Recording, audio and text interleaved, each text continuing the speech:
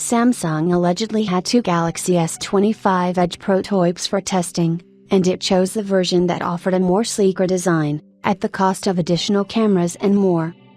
The Galaxy S25 Edge will defy Samsung's traditional smartphone design approach for its flagship smartphones by rocking a sleek aesthetic that will most likely be the primary talking point of nearly everyone who gets a hold of this device.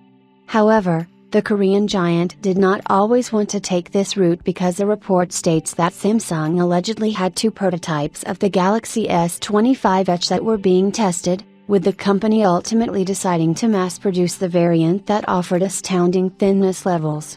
Unfortunately, this choice came at the cost of incorporating a rear triple camera array and more compromises, which we will talk about in depth here.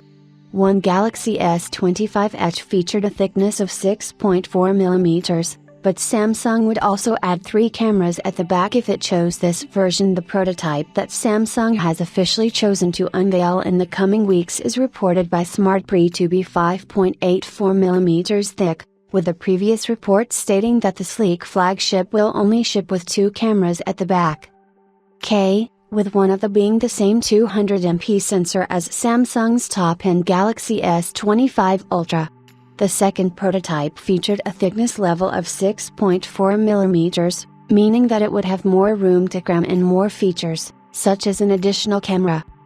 Sadly, Samsung likely believes that the masses would prefer seeing an ultra-thin Galaxy S25 Edge showcased in markets all over the world, and that means compromising on the upgrades.